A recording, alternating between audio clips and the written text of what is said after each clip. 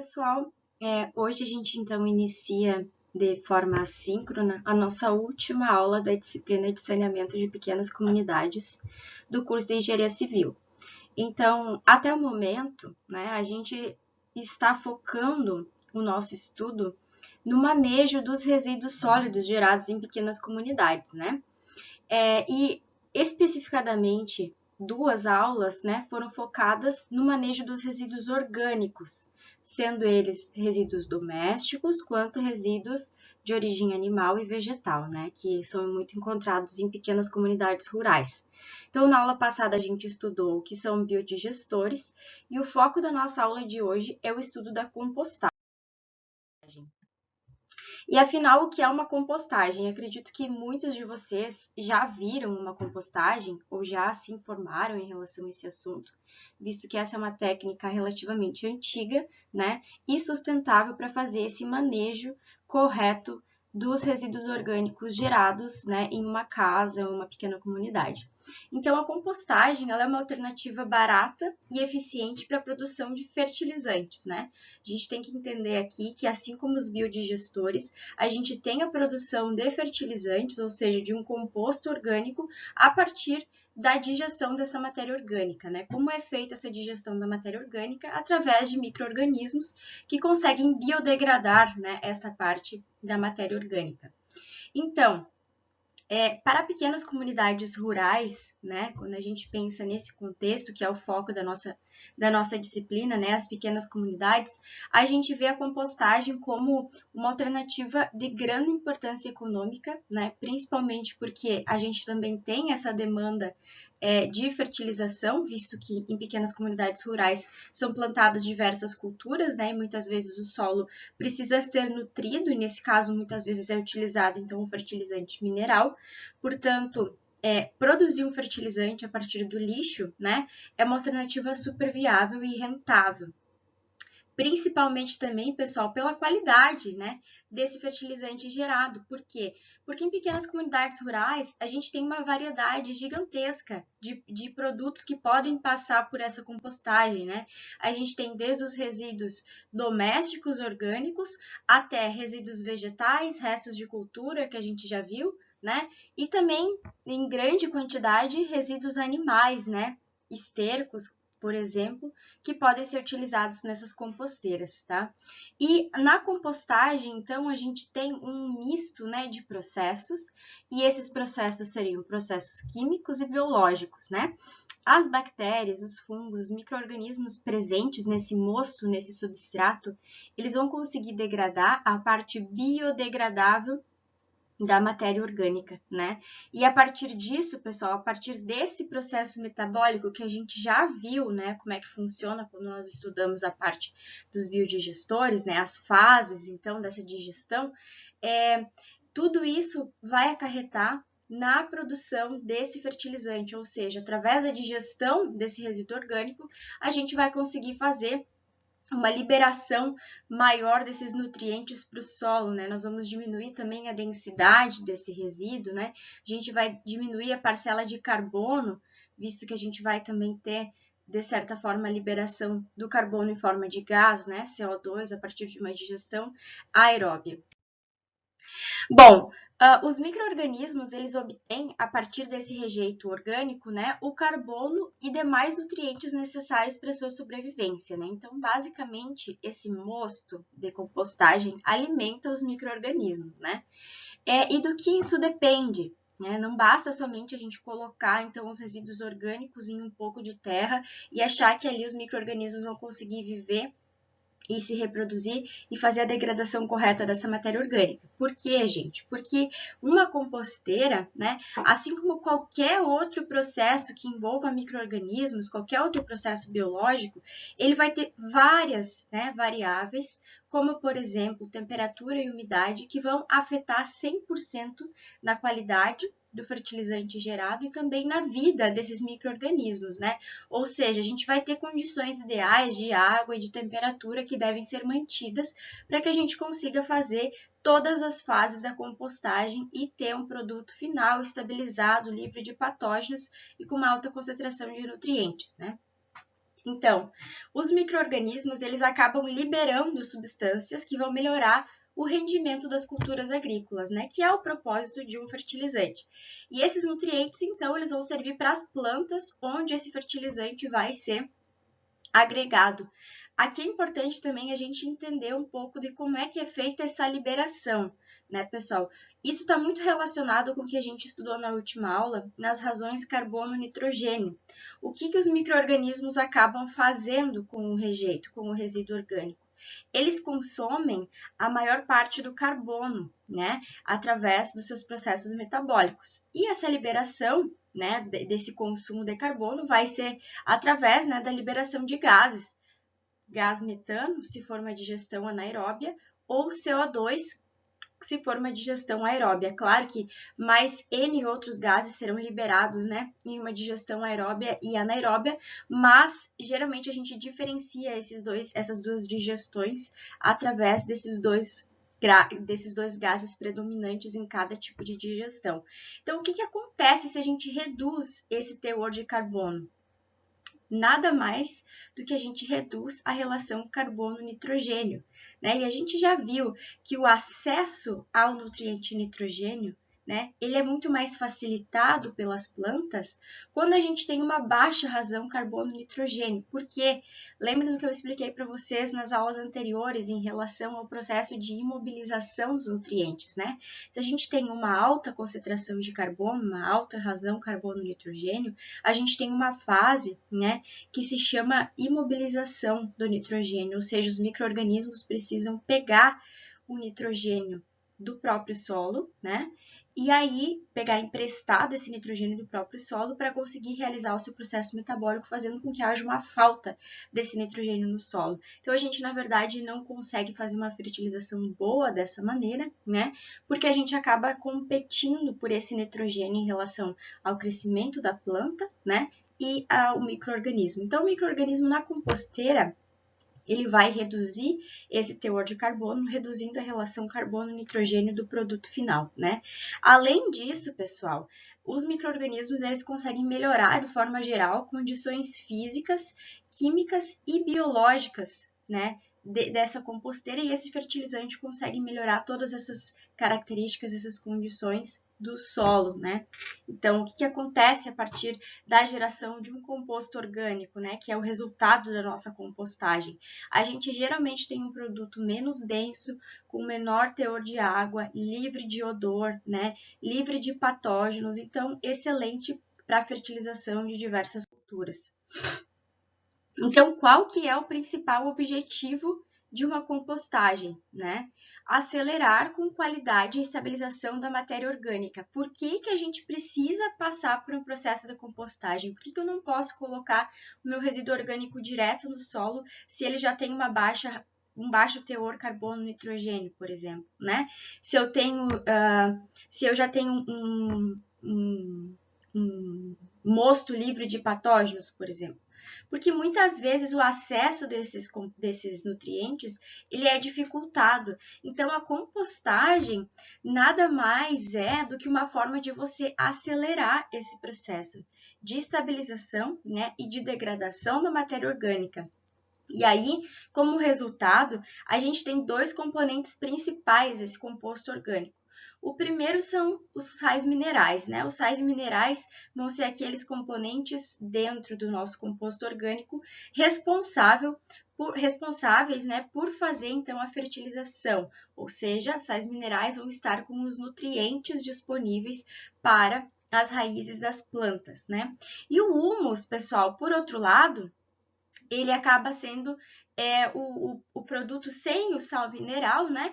Que seria um condicionador do solo responsável, né, por melhorar propriedades físicas, físico-químicas e biológicas do solo. Então aqui eu trouxe uma figura para vocês, né, do que seria o humus, tá? Então essa seria a parte majoritária, né, da nossa compostagem. Quais são os nutrientes desse composto orgânico? O que está dentro de um composto orgânico, né, produto final de uma compostagem? Então, a gente tem os nutrientes assimilados em maior quantidade pelas raízes, que são geralmente os nutrientes constituintes dos nossos fertilizantes minerais, são eles nitrogênio, potássio, fósforo, enxofre, magnésio, né? E também a gente tem outros nutrientes muito importantes também para as plantas, mas que são absorvidos em menor quantidade, ou seja, as plantas têm uma menor demanda por esses nutrientes, que seriam o ferro, zinco, cobre, manganês e boro, tá? Então, a grande vantagem da gente utilizar um fertilizante orgânico, como é o caso do composto orgânico, em detrimento a um fertilizante mineral, qual é? Né? É a liberação lenta dos nutrientes no solo. Geralmente, né, os nutrientes, os fertilizantes de origem mineral, eles não conseguem fazer essa liberação lenta que os compostos orgânicos conseguem fazer, tá? Então, essa seria a nossa grande vantagem. E o que acontece com os fertilizantes minerais? Porque eles são piores nesse sentido da liberação dos nutrientes, né? Os fertilizantes minerais, no geral, NPK, né, que a gente chama com esses nutrientes de alta demanda pelas plantas, eles são geralmente muito solúveis. Se eles são muito solúveis em água, o que acontece? Eles acabam sendo arrastados, né, por processos erosivos naturais que acontecem no solo, né, que eu trouxe essa figura com um processo natural de erosão. O que seria erosão, né? Seria o arraste desse solo através da água da chuva, tá? E aí o que acontece? A gente acaba fertilizando, né, essa grande área com o nosso fertilizante mineral, dá uma chuva, né? Acontece a erosão do solo e como esses fertilizantes são muito solúveis na água, eles acabam sendo arrastados juntamente com essa água da chuva, juntamente com essa parcela de solo, fazendo com que a liberação desses nutrientes cesse nesses locais onde acontece a erosão, né? Ou a lixiviação, como a gente chama, tá? Então, nesse momento, essa liberação de nutrientes é interrompida, o solo acaba sendo lavado, né? E essa lavagem do solo vai fazer com que não hajam mais nutrientes disponíveis para as plantas crescerem. E essa talvez seja a grande vantagem quando a gente fala sobre composto orgânico como fertilizante, tá? Justamente essa liberação lenta de nutrientes, tá? Como nós temos um humus envolvido nesse fertilizante, né? A gente tem uma maior adesão, né, desse composto no solo, fazendo com que ele não seja tão facilmente erodido ou lixiviado, tá? Com a água das chuvas, por exemplo. Então, o que eu posso compostar? O que eu posso colocar dentro da compostagem, né? Então, materiais secos, que a gente chama, tá? Materiais secos seria fontes de carbono. E materiais frescos ou verdes, nós temos como fontes de nitrogênio. Então, esse quadro aqui eu achei bem interessante trazer para vocês. O que seriam os materiais secos, né? Os materiais marrons. Materiais fibrosos, tá? Ricos em celulose, né? Materiais vegetais ricos em celulose, serragens, cinzas, né, capim, etc. A gente já viu que esses materiais, eles possuem uma alta razão carbono-nitrogênio, ou seja, eles possuem muito mais carbono do que nitrogênio, jamais poderiam ter sido colocados diretamente no solo como um fertilizante, porque eles competiriam o nitrogênio disponível no solo para o crescimento das plantas para a decomposição desse material, tá? Outros materiais secos ricos em carbono, né, que tem o cupinzeiro, cinza, enfim. E aí, o que seriam as fontes de nitrogênio, tá? Ou os materiais frescos ou verdes? Estercos, então aqui, pequenas comunidades rurais, é um resíduo orgânico produzido em alta quantidade, né?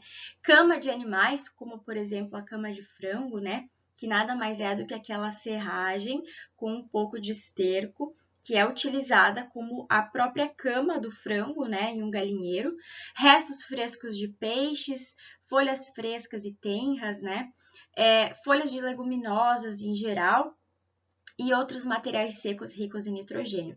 Então, tudo isso, pessoal, pode ser compostado em uma composteira. O que eu não posso colocar dentro de uma compostagem?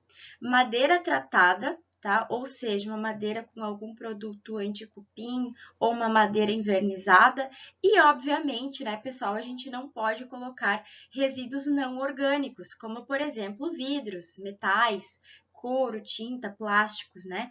Porque eles acabam estragando, eles não vão se degradar nesse processo de compostagem, obviamente, a gente já sabe disso, né? E aí, pessoal, quais são as fases da compostagem? Eu lembro que na última aula eu tratei quais seriam as fases da nossa digestão anaeróbia que acontece dentro de um biodigestor, né? A gente viu que a gente tem a acidogênese, a metagênese, né? Uma fase mesofílica também, termofílica. Então, pessoal, para compostagem, a gente também tem 3 fases principais acontecendo nessa digestão da matéria orgânica, tá? E nesse caso, pessoal, a gente tem uma digestão aeróbia, né? A gente acaba tendo um contato desse mosto com o oxigênio, inclusive um dos requisitos, né, para a gente conseguir ter uma boa compostagem é fazer a aeração desse solo, né? Mexer esse solo, ou seja, aerar periodicamente, tá? Então, a primeira fase da compostagem é a fase mesofílica, tá? Nessa fase, pessoal, a gente tem temperaturas mais amenas, em torno de 40 graus, é a fase inicial da compostagem, quando a gente coloca o nosso rejeito, né? O nosso resíduo orgânico ali dentro. É um período que dura mais ou menos 15 dias, e nessa fase mesofílica, os micro-organismos presentes no mosto, eles conseguem fazer a metabolização das moléculas mais simples, tá? Então, a gente vai ter a quebra de moléculas mais simples. Já na fase termofílica, a gente tem um período de duração bem maior, né? Até 4 vezes maior, em torno de 60 dias. E aqui, nessa fase termofílica, a gente acaba fazendo a degradação de moléculas mais complexas, tá? Essas moléculas mais complexas, elas também podem ser produto da degradação de moléculas mais simples. E aí, pessoal, nessa fase, né, a gente acaba tendo a morte de todos os patógenos, né, coliformes, bactérias, cianobactérias, tudo que pode ter de patógeno ali dentro, né, que é inerente do processo, a gente sabe que vai ter. Esses patógenos todos, eles acabam morrendo nessa fase termofílica, fazendo então o que a gente chama de estabilização do nosso composto orgânico. Por que as bactérias morrem, né? Por que a gente tem uma morte desses patógenos, na verdade, né? Não das bactérias no geral? Porque as bactérias que estão ali presentes, né, nessa fase, elas têm o seu processo metabólico atuando numa temperatura de mais ou menos 70 graus. E essa temperatura alta vai fazer com que os patógenos, então, acabem morrendo. E por fim, pessoal, a última fase que nós temos na compostagem é a fase de maturação. Nessa fase de maturação, a gente tem um período mais ou menos que varia entre 30 e 60 dias. Na fase de maturação, a gente tem o abaixamento da temperatura, né? E também, além desse abaixamento da temperatura, ou seja, a temperatura do composto orgânico acaba sendo parecida com a temperatura ambiente, a gente tem uma regulação do pH desse composto, tá? Então, antes ele era levemente ácido e agora ele acaba sendo neutralizado, tá? Então, nessa fase de maturação é muito importante para fazer essa neutralização do composto orgânico. Por que é necessário neutralizar? Por que essa fase precisa acontecer, né? Se a gente tivesse um fertilizante, por exemplo, um composto orgânico ácido, né? A gente poderia acabar com o pH do solo a ser fertilizado, né? A gente poderia desregular esse pH. E aí isso poderia ser oneroso para o crescimento de algumas culturas, né, pessoal? Então, por que compostar? Por que é interessante? Por que isso é necessário? Por que a gente precisa fazer o apelo, né, pela criação das compostagens? Primeiro, composteiras domésticas. A gente tem que diferenciar aqui, né? Nós temos 2 tipos de composteira principais. Composteiras domésticas, que são aquelas em escala piloto, né? Uma escala de bancada que a gente consegue manter em casa. E a gente também tem as composteiras multifamiliares, né? Que seriam as soluções para pequenas comunidades rurais. Para composteiras domésticas, pessoal, o grande interesse, né? O apelo a se compostar é justamente reaproveitar esse resíduo orgânico doméstico de maneira consciente e sustentável. O grande interesse, né, e talvez o grande interesse econômico também em uma composteira seria justamente no caso de composteiras maiores, rurais, né, justamente porque nesses locais muitas vezes nós temos uma demanda alta por fertilizantes, né, para se produzir diversas culturas de alimentos e plantas. Então, nesse caso, você conseguir fazer a reutilização, o manejo correto e sustentável de um resíduo orgânico ainda vai te ser rentável em termos de produzir um fertilizante de altíssima qualidade, né? Então, atividades agropecuárias geram uma quantidade gigantesca de resíduo orgânico, né? Se a gente for parar para pensar, é uma quantidade muito maior do que o resíduo orgânico doméstico, né? Como, por exemplo, estercos, cama de frango, que eu já citei para vocês. Então, a composteira vai fazer um manejo sustentável desses resíduos, né? Produzindo fertilizante de alta qualidade, mas também vai ser uma forma de neutralizar os patógenos presentes nesse resíduo, né? Evitando então a disseminação de doenças também. E a liberação direta, por exemplo, do esterco que a gente já estudou no solo, vai acarretar sempre numa superdosagem dos nutrientes, né? Ou proliferação de bactérias e contaminação de águas por lixiviação. A gente já viu que o esterco nunca, né? Ou a cama de frango nunca pode ser jogado diretamente no solo, ele queima, né, a produção. Por isso que se faz um processo de curtição do esgoto, do esterco, né? A gente já viu isso.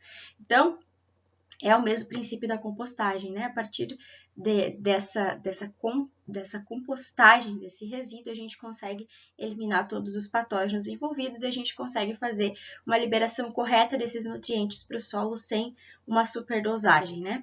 Então, aqui entram os dois principais objetivos de uma composteira rural, né? Que seria reduzir a quantidade de resíduos orgânicos produzidos, né?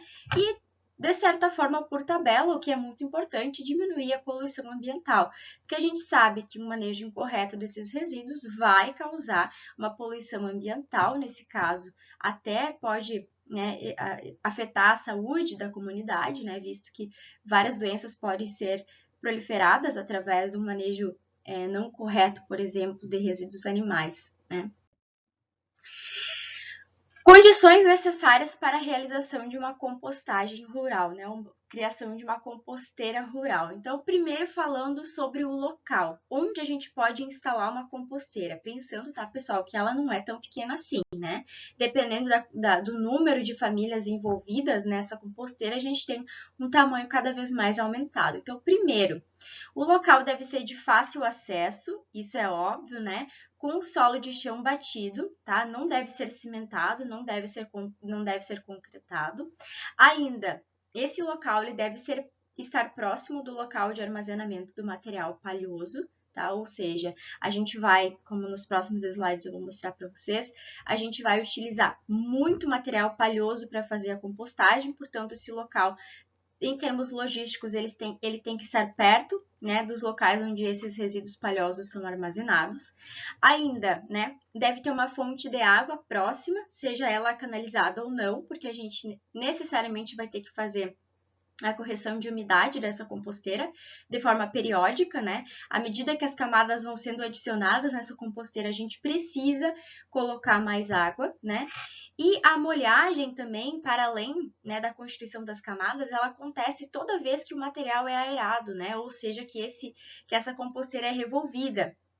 Então, nesse momento, a gente também molha a composteira. Então, portanto, a gente precisa ter uma fonte de água próxima desse local escolhido, né? Visto que a gente precisa facilitar esse acesso. Ainda, pessoal, algo muito importante, o local deve ter uma declividade máxima de 5% para manter a estrutura da pilha, né? Se a gente tiver uma declividade maior por gravidade, a gente vai acabar destruindo essa pilha, né? E aí também, pessoal, essa declividade vai permitir, essa declividade máxima, né, que é de 5%, ela ainda vai permitir a drenagem da água da chuva, que é importante, né? A gente precisa ter um pouco dessa drenagem. Se a gente tiver um solo com muito declive, essa drenagem não vai acontecer, né? A chuva vai só arrastar esse solo, vai desmontar a pilha, né, da compostagem e a água não vai ser retida. Mas, ao mesmo tempo, também, locais onde acontecem encharcamentos, tá? Zonas muito pantanosas, pantanosas, elas não podem ser escolhidas para o local onde vai ser instalada a composteira, justamente porque o excesso de água também pode ser oneroso para o mantimento da vida dessas bactérias dentro da compostagem. Quais são as grandes vantagens do uso da compostagem em relação tanto ao solo quanto às nossas preocupações ambientais, né? Aumento da saúde do solo, né? A matéria orgânica compostada se liga às partículas do solo, ajudando na retenção de água e drenagem do solo, melhorando a sua aeração, tá? Redução de erosão. Isso aqui a gente já viu, né? A gente sabe que o produto final, o nosso composto orgânico, é um material que não é passível de sofrer erosão, assim como o fertilizante mineral, justamente por conta do humus, né? Por uma umidade, de certa forma, alta, tá? Então, isso vai reduzir a erosão, né? Vai fazer com que o solo perca menos nutrientes por erosão. Redução de doenças de plantas, por quê? Porque a utilização do composto vai também aumentar a vida, né, ou a proliferação de minhocas, por exemplo, né, insetos e micro-organismos desejáveis nessa lavoura, tá? Estabelecendo um equilíbrio entre as populações e a planta hospedeira. Também a gente tem uma regulação de temperatura, pH do solo, através da utilização do composto orgânico. Ativação da vida do solo, né? Como já foi mencionado, a gente tem uma facilidade, então, de se reproduzirem vidas de insetos e organismos que são benéficos à vida desse solo. A gente também tem a pegada ambiental, a gente consegue fazer um manejo sustentável de resíduos orgânicos produzidos, né, em uma pequena comunidade, diminui a perda econômica ou aumenta o lucro na propriedade rural, visto que pode substituir 100% a necessidade de um fertilizante mineral. É um processo ambientalmente seguro, a gente tem a morte dos patógenos, né, a gente tem uma liberação correta dos nutrientes no solo, utilizando o composto orgânico. Vai degradar substâncias inibidoras do crescimento vegetal, tá? Nesse processo de compostagem. Economia do tratamento de efluentes, né? O composto se solubiliza lentamente e é absorvido pelas plantas, não sendo carregado pelo lençol freático. A gente ainda tem isso, né? A gente já viu esse ciclo de contaminação quando, por exemplo, o esgoto ou mesmo o próprio resíduo orgânico é disposto inadequadamente no solo. A gente tem uma contaminação de lençol freático e dessa maneira a gente acaba tendo uma contaminação da água dessa pequena comunidade, né? Então a gente precisaria também de um tratamento adicional de água se esse manejo dos resíduos orgânicos fosse realizado de maneira adequada. Então, utilizando a compostagem, a gente evita, né, esses processos mais onerosos. E aí também a gente tem uma redução do odor, né? Isso é algo muito importante a ser mencionado, porque o produto final, o composto orgânico, é livre de odor, né? Ele tem apenas odor de terra. E aí, pessoal, em termos de pequenas comunidades, né? Quais as principais vantagens? Para pequenas comunidades rurais, as grandes vantagens de se utilizar uma compostagem primeiro, existe área disponível para instalação da composteira, né? Geralmente nós temos grandes áreas para fazer, né, essa instalação, essa construção de uma composteira. Ainda, ela é uma alternativa multifamiliar para a gestão dos resíduos orgânicos. Isso significa que ela vai compreender, né, e vai envolver a colaboração de diversas famílias para o mantimento dessa composteira, também reduzindo o trabalho individual, aumentando o trabalho coletivo, né? Nesse sentido, acaba sendo mais fácil de manter, né, essa composteira atuando, tá? Ainda, né, através dela vai se realizar um manejo adequado dos resíduos animais, né? Produção de composto orgânico para a nutrição de culturas plantadas na comunidade, ou seja, não precisamos mais de fertilizante mineral, aqui está a nossa grande vantagem econômica em se utilizar uma composteira. E ainda, pessoal, em termos de saúde coletiva, né, saúde da comunidade, através de um manejo adequado dos resíduos orgânicos, como é o caso da disposição final em compostagens, né, a gente acaba livrando essas comunidades de doenças que poderiam ser disseminadas a partir desses resíduos orgânicos, né? Como, por exemplo, doenças oriundas de contaminação por coliformes e demais bactérias. justamente porque a compostagem consegue fazer a neutralização desses patógenos em sua fase termofílica, né? Então, como é que seria montada uma composteira, tá? Como vocês já sabem, por spoiler, né, de outros slides, a composteira, ela se dá numa pilha, né, numa pilha. Então, nesse caso, aqui nesse desenho a gente tem uma altura variando de 80 até 1,20, mas muitas vezes a gente tem alturas de até 1,50 m de compostagem, tá? De pilha de compostagem. Então, na verdade, a compostagem nada mais é do que multicamadas de diferentes materiais, tá? Aqui nós temos 1 metro de largura. Lembrando, essa largura vai sendo aumentada quanto maior a quantidade de resíduos, né? Quanto maior a quantidade do material a ser compostado. Então, as camadas seriam camadas palhosas, materiais verdes, camada de terra, esterco, palha de novo, material verde, terra e assim sucessivamente, tá? Então, pessoal, cada camada sendo adicionada, ela precisa ser individualmente molhada, né? Isso eu já falei para vocês também. Cada vez que a gente adiciona uma nova camada, esse solo precisa ser molhado, essa camada precisa ser molhada para favorecer, né, água para essas bactérias que vão fazer esse processo de digestão. Os materiais a serem compostados, eles sempre precisam ser misturados com palhas, tá? Então, para 1 metro cúbico de materiais, a gente precisa que metade desse material aí para a composteira seja composto de palha e a outra metade dos resíduos orgânicos, dos dejetos, né? Restos de alimentos, etc, etc. Então, sempre onde a gente tem palha, a gente vai ter esses nossos resíduos orgânicos, tá? Então, umedecimento 60%. Ao apertar a pilha da compostagem, não deve verter água, tá? Então, também esse é um indicativo da qualidade da compostagem, tá? Não pode ter muita água, porque, como eu falei para vocês, a água pode ser, sim, água em excesso pode ser onerosa a vida dessas bactérias, né? Então, vai se cobrir essa palhada seca, para fazer com que seja mantida, né, a umidade e a temperatura. Sempre a gente vai cobrir a compostagem com essa palhada, justamente para manter as fases sendo realizadas, né, fase mesofílica e termofílica, que vão exigir diferentes temperaturas. A forma e o tamanho da pilha vão influenciar na velocidade da compostagem, né? O que isso significa? A gente sabe que os processos de transferência de calor, né, e aeramento, né, ou seja, a presença de oxigênio, ela vai ser extremamente dependente do formato dessa pilha, da altura dessa pilha, né? Ou seja, se a pilha for muito alta, ela vai conseguir manter, né, mais o seu calor do que se ela for uma pilha muito baixinha, né? Claro que fazendo o manejo correto com a palhada para fazer esse isolamento térmico, né, dessa composteira. Então, geralmente, pessoal, como eu falei, os tamanhos vão variar sempre, mas um tamanho que vem sendo muito estudado com resultados satisfatórios, né, seria um volume de 1,5 metros, tá? Para locais frios, vejam que eu acabei de falar, né? Pilha maior que 1,5 metro. Por quê? Porque quanto maior a pilha, mais a gente vai conseguir manter a temperatura ali dentro. Então, quando a gente tem um local muito frio, uma comunidade rural com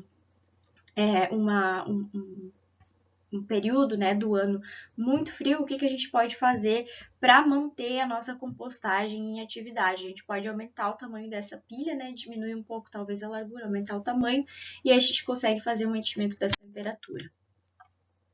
E aí, prof, qual que é o tempo total de uma compostagem? A partir de quando eu posso chamar meu resíduo de composto orgânico, né? A partir de quando eu posso utilizar o material como fertilizante? Então, o tempo total de compostagem, ele depende de inúmeros fatores, tá? Quanto maior o controle das condições de temperatura e umidade, mais rápida será a degradação, ou seja, quanto maior o controle de qualidade que você tiver durante o processo de compostagem, mais rápida vai haver essa degradação. Então, o composto estará estabilizado há cerca de 30 a 60 dias, mas estará curado de 90 a 120 dias, né? Então, aqui a gente tem dois conceitos diferentes para reparar. O que é cura e o que é estabilização, né? Geralmente, estabilização, a gente está falando em relação aos patógenos, tá? E a cura seria quando a gente tem um cenário ideal de liberação de nutrientes para o solo, tá? Então, muitas vezes a gente tem um período total de 120 dias de tempo total de compostagem para conseguir tirar esse resíduo e utilizar como fertilizante. Então, somente após o processo de cura ele está pronto para ser utilizado, tá? E nesse caso, o nosso composto ele vai ter uma redução de mais ou menos 60% do volume total dos rejeitos ali colocados, tá? Então, a gente vai ter uma grande redução de volume, né? Óbvio, porque a gente vai ter uma quebra, né, de moléculas grandes e moléculas pequenas, a gente vai ter um consumo desse material orgânico pelas próprias bactérias e a gente vai ter liberação de gases nesse caso também, né? Então, como eu sei quando a minha composteira, né, o meu resíduo, meu composto orgânico está pronto para o uso? Primeiro, não há perda de água, tá? Segundo, a cor do composto é escura, ou seja, uma cor de terra bem escura, né? E possui odor de terra, não possui mais nenhum odor oriundo, então, de algum rejeito que foi colocado ali dentro. Então, né, quais são os fatores que vão afetar a compostagem? Eu já falei algumas coisas para vocês em relação à temperatura, umidade, né? Mas aqui a gente vai falar com detalhes sobre como cada fator, né, individualmente vai afetar a nossa compostagem e as fases da compostagem.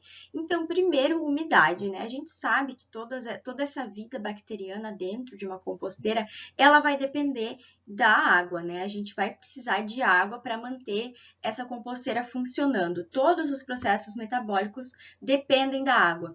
O teor ideal de água dentro de uma composteira, pessoal, é 60%.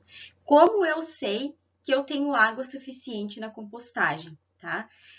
Aqui eu mostrei para vocês, então, trouxe uma figura, né, mostrando alguém apertando esse composto orgânico, né?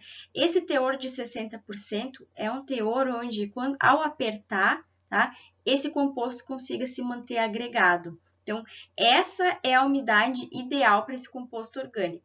Se eu apertar e verter água, significa que eu tenho muita água dentro da minha compostagem, os meus processos não podem não acontecer da maneira mais adequada possível, tá? Se ele não está se agregando, possuo pouca água, tá? Então, esse teor é o teor ideal para manter esse composto agregado aqui como na foto.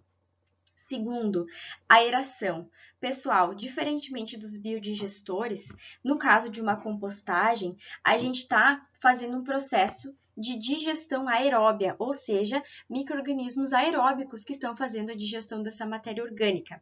Nesse caso, a aeração se torna fundamental, porque é ela que vai prover o acesso de oxigênio aos micro-organismos, né? Então, a decomposição é um processo de oxidação biológica, nesse caso, né, de moléculas ricas em carbono, e o produto dessa oxidação biológica vai ser liberação de energia, liberação de nutrientes e também geração de alguns gases, né? O gás predominante gerado numa composteira é o gás CO2, né, que é o produto principal de uma digestão aeróbica, tá? Em detrimento de metano. Então, pessoal, a gente tem que sempre propiciar um ambiente de compostagem onde a degradação aeróbica predomine a anaeróbia. Por quê? Porque se eu tiver degradação anaeróbia acontecendo, a gente vai ter produção de gás metano, e isso a gente não quer, né? Visto que o gás metano não é um gás é um gás bem problemático, né, em relação à sua liberação no ambiente. Então, a aeração acaba se tornando fundamental, né? Revolver essa terra da compostagem é fundamental para manter esse processo de degradação aeróbia. E aí a temperatura, né? A temperatura talvez seja o fator mais determinante da compostagem, o fator talvez que mais afete, né, a qualidade do composto orgânico a ser formado e também a qualidade, né, desse processo biológico está acontecendo. Essa temperatura ela vai ser diferente em cada fase da compostagem, a gente já viu isso, né? Mesofílica e termofílica temos temperaturas bem distintas, e essa temperatura pode chegar até 70, 80 graus na fase termofílica, onde a gente tem uma estabilização do composto, né? A gente tem uma morte dos patógenos. Essa temperatura deve ser controlada periodicamente, vou mostrar para vocês como é feito mais ou menos o controle, né? E vai afetar diretamente o desenvolvimento de cada fase da compostagem. Então, isso é muito importante, tá, pessoal? O controle da temperatura. Relação carbono-nitrogênio. Isso aqui a gente já viu bastante nas aulas anteriores, né? A compostagem vai permitir a disposição de rejeitos com condições carbono-nitrogênio favoráveis, né? Aqui a gente tem o que a gente chama da diluição, né? Da relação carbono-nitrogênio, ou seja, a gente vai ter camadas de palha com uma alta relação de carbono-nitrogênio, mas a gente vai ter camadas de esterco que tem uma baixa relação. Então, essa relação ideal, né? Entre essa constituição, essa mistura, vai ser em torno de 30:1, tá? A relação de carbono-nitrogênio, e essa relação 30:1 vai garantir a eficiência da composteira, tá? Ou seja, vai ser a condição ideal para que esses processos biológicos ocorram.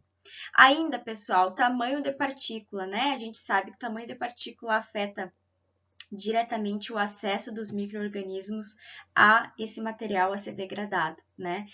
Então, o tamanho da partícula não pode ser muito pequeno, porque se ele for muito pequeno, a gente vai ter uma compactação da composteira, e isso não pode acontecer, porque no momento que a gente tem uma compactação do solo, a gente tem uma dificuldade de aeração e a gente tem uma dificuldade também na penetração de água, tá?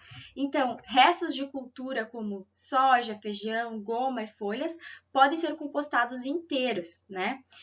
Mas também a utilização de outros resíduos grandes, né, como colmos, eles vão retardar a decomposição, pois vão absorver menos umidade, então isso deve ser evitado. Quando a gente tem resíduos muito grandes, o ideal é que eles sejam picotados, né, para facilitar esse acesso, né, do oxigênio e da água e também facilitar o acesso das bactérias a esses rejeitos, tá? Sementes, patógenos e metais pesados. Aqui mostrei para vocês uma foto de desenvolvimento de alguns fungos na compostagem, tá? Todos esses, tanto sementes, quanto patógenos, quanto metais pesados, eles são agentes indesejáveis dentro da nossa composteira, né? Eles devem e podem ser eliminados antes de iniciar a compostagem. Claro que aqui metais pesados a gente está falando de algo muito mais complexo, né? Mas sementes e patógenos, se a gente vê o crescimento, por exemplo, de algum tipo de cultura ali dentro, isso deve ser retirado, né, antes de iniciar a compostagem, ou então durante a compostagem a gente pode verificar o surgimento de algumas plantas invasoras e isso deve ser retirado, né, para que não comprometa o nosso processo de degradação biológica. Como eu faço o controle, né, de qualidade da minha composteira? Óbvio, né, pessoal? Se a gente tivesse uma disponibilidade de um laboratório para avaliação físico-química desses parâmetros, ou um controle automatizado desses parâmetros, seria uma situação super ideal, mas também super irreal, né? Se a gente fosse parar para pensar. Então, pessoal, o controle de qualidade de uma composteira, né, de temperatura, de umidade, ele é feito através de observações visuais, né? Também para facilitar o acesso e o entendimento desse processo onde essa composteira é instalada. Então, pessoal, basicamente o que é feito, né? É penetrado uma vara dentro da composteira e algumas coisas dessa vara vão sendo observadas. Por exemplo, ao retirar da composteira, a vara está fria e molhada. O que isso significa? Não está havendo decomposição, provavelmente por conta de um excesso de água. Então, poxa, eu vi que a vara saiu fria e está molhada, isso significa, né, que eu tenho um excesso de água, eu vou ter que fazer com que haja menos água dentro dessa composteira. Se estiver levemente morna ou seca, com traços de filamentos brancos de micélio de fungos, significa que a gente precisa colocar mais água dentro da composteira, tá? Para que o processo ocorra da maneira mais adequada. Está quente, úmida e manchada de pardo escuro, essa é a nossa condição ideal, pessoal. Ao fazer essa verificação, esse controle de qualidade, tá? Essa seria a nossa condição ideal, né? Saindo quente, úmida e manchada com um composto escuro, né? Se estiver livre desse barro preto com cheiro de terra e podendo ser introduzida novamente na pilha com facilidade, significa que o nosso composto está pronto para ser utilizado, ou seja, eu estou com um composto estabilizado, curado, pronto para ser utilizado como fertilizante. Alguns cuidados com a pilha e algumas manutenções que devem ser feitas, tá, pessoal? Aqui é muito importante. Esses slides são muito importantes quando a gente vai parar para pensar no controle dos parâmetros que vão afetar, né, a atividade biológica dentro da nossa composteira. Controle da umidade. Né? A umidade deve ser mantida em torno de 40% a 60%. Né? Já falei para vocês como a gente mede visualmente, né? Ao comprimir o composto, tá? Se as partículas se agregarem, né? Se a gente tiver uma terra que se agrega, a nossa umidade está ideal, né? Mas a água não pode escorrer entre os dedos. Se a gente tiver uma vazão de água escorrendo entre os dedos, significa que a nossa compostagem está muito molhada, né? No período sem chuvas, cuidar para que não seque, regando por cima, a cada dia um pouco, né? Mas fortes chuvas e longas, né? Também podem afetar de maneira negativa a nossa compostagem, requerendo então um cobrimento dessa compostagem quando isso acontece, porque né, a gente pode ter um excesso de umidade ali dentro. Controle da temperatura. Já falei para vocês como isso é feito, né? Enfiando um pedaço de vergalhão dentro da pilha, segurando essa lâmina com a mão, né? A temperatura deve estar mais ou menos numa faixa de 65 graus, tá? Sem compactação. Preocupe-se que os materiais permaneçam fofos, que não se compactem, né? A gente já viu o que acontece quando o solo fica compactado, quando a gente tem uma composteira compactada. Primeiro, a água fica mais difícil de permear e segundo, que isso acaba cessando a aeração necessária para o mantimento da vida das bactérias que estão ali, né? Então, o processo de decomposição da matéria orgânica é realizado por micro-organismos que realizam suas funções na presença de ar. Caso contrário, na ausência de ar, o material vai apodrecer, né? Reviramento da pilha. O que seria o reviramento da pilha, pessoal? Nada mais é do que favorecer a aeração dessa pilha, ou seja, fazer com que haja o suprimento de oxigênio para as bactérias que estão dentro dessa pilha de compostagem. Então, para que o composto fique pronto mais rápido, revire bem todo o monte uma semana após ter sido feito. Faça isso uma vez por semana durante 3 semanas. Depois, faça o revolvimento de 2 em 2 semanas, né? Então, isso vai facilitar a entrada do ar, né? E vejam o que eu falei para vocês no início. Quanto mais ar for colocado dentro dessa pilha, né? Quanto mais controlada for temperatura e umidade, mais rápido nós temos a estabilização e cura do composto orgânico envolvido aqui, tá, pessoal? No verão, se o composto estiver em pleno sol, é bom cobri-lo com folhagens para que se evite o excesso de evaporação. Ou seja, pessoal, no verão, né, isso não vai acontecer para pilhas muito altas. Isso vai afetar mais pilhas que são baixas, tá? Então, no verão, se a gente tiver pilhas muito baixas, o excesso de sol vai fazer com que a água dentro da composteira evapore, fazendo com que haja uma falta dessa água, tá? Então, para fazer com que haja um mantimento maior da água ali dentro, a gente pode cobrir a compostagem com uma palhada ou folhagens, né? Uma vez que você terminou de fazer a pilha ou leira de composto, não acrescente novos materiais. Comece a juntá-los novamente no local destinado para fazer outra pilha de composto, ou seja, criação de uma nova pilha de compostagem, tá? Bom, pessoal, e aqui eu trouxe um quadro muito interessante também para a gente verificar, né, algumas causas de problemas e também soluções propostas quando se trata de compostagem. Então, se a gente tem uma temperatura que demora para aumentar o nosso composto, a gente está fazendo a verificação com o vergalhão dia após dia e a gente vê que o vergalhão não sai quente, ele ainda sai frio, né? Ou seja, a gente não está tendo nem fase mesofílica nem termofílica dentro da compostagem. Então, quais podem ser as causas dessa temperatura não aumentar? Primeiro, falta de nitrogênio, ou seja, estamos com uma deficiência de nitrogênio para essas bactérias fazerem o processo de decomposição. O que eu poderia fazer? Adicionar um material rico em nitrogênio. O que seria esse material rico? Geralmente esterco, tá, pessoal? Esterco de galinha, então, seria o material mais rico em nitrogênio que a gente possui em relação a resíduos de pequenas comunidades rurais. Outra coisa que pode estar acontecendo, umidade baixa. Umidade baixa, falta de água, está fazendo com que as bactérias não consigam completar os seus ciclos, né, de metabolização da matéria orgânica, fazendo com que as fases não estejam sendo alcançadas. Então, a umidade baixa pode ser resolvida, né, com um revolvimento dessa leira e molhar essa composteira. Falta de oxigênio também pode ser uma das razões. A gente pode ter uma compactação do solo nesse caso aqui. A solução seria revolver a leira. E também uma falta de oxigênio por um encharcamento, tá? Se a gente tivesse muita água aqui dentro, também poderíamos ter uma temperatura baixa. Revolvendo a leira, a gente consegue fazer com que essa água adicional saia, né, pessoal? Então, ou seja, consiga evaporar. Odor desagradável. Bom, temos um odor desagradável, provavelmente isso é decorrente a uma umidade em excesso. A gente está tendo um apodrecimento ali dentro, né? Então, como solucionar? Revolver a leira e adicionar materiais secos e porosos, como folhas secas, né? Palha, né? Compostos com alto teor de carbono, tá? Surtos de mosca sobre a pilha. Então, geralmente a causa é uma pouca condição de higiene no local e para a gente resolver isso, a gente também precisa revolver essa leira, né? E cobrir com palhada, tá, pessoal? Fazendo com que esses insetos saiam.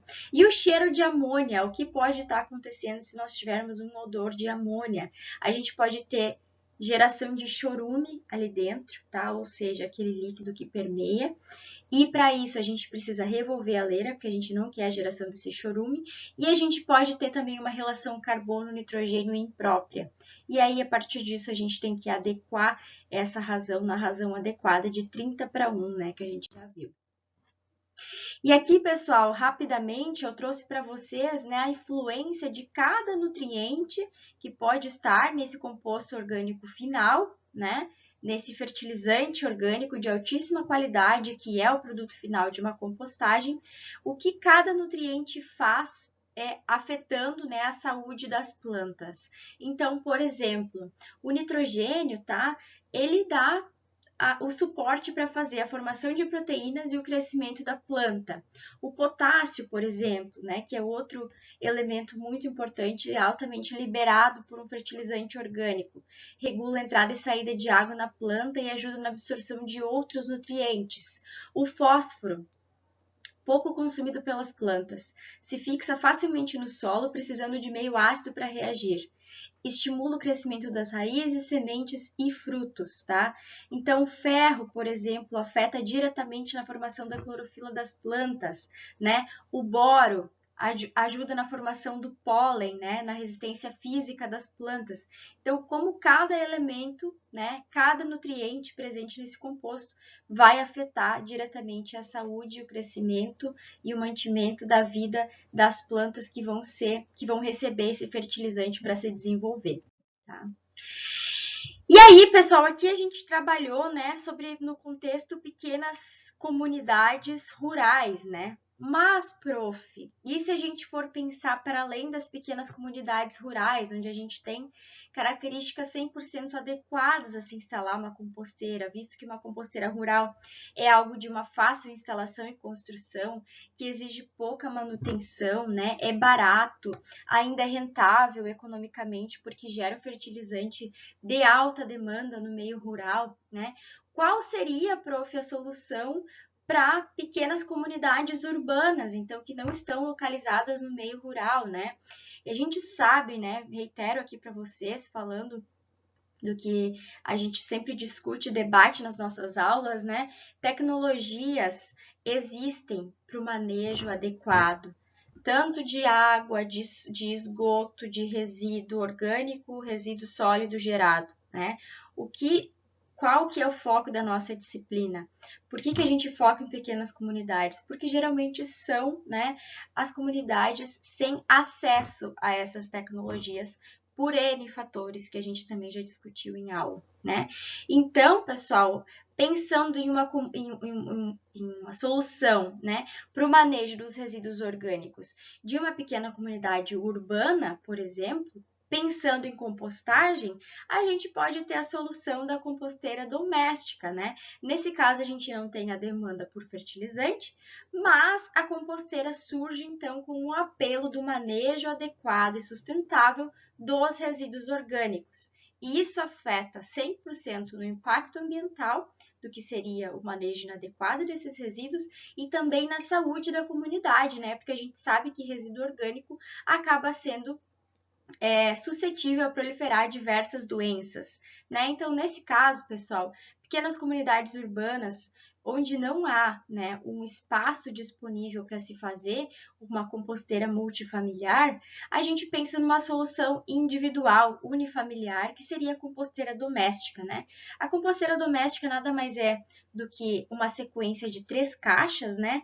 Na última caixa a gente tem uma torneirinha de onde a gente tira, né, esse líquido que escoa pelas caixas, que seria o nosso churume, né, da composteira. Então, basicamente, pessoal, essas 3 caixas, nós temos as 2 primeiras caixas aeradas, né, com buraquinhos, né?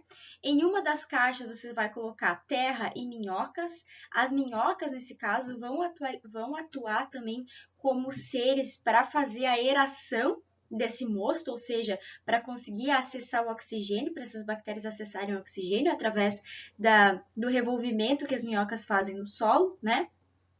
E aí, depois de colocar a terra com as minhocas, vai se acrescentar, né, a matéria orgânica e a matéria seca. Então, a matéria orgânica, que seria o rejeito orgânico, né, o resíduo orgânico, e a matéria seca, como uma palhada ou serragem, né? Proporção sempre 2:1. Em seguida, a gente vai fazer um empilhamento das 3 caixas, uma em cima da outra. A de baixo, né, é a que não tem furos, deverá ficar vazia e vai servir para armazenamento do chorume.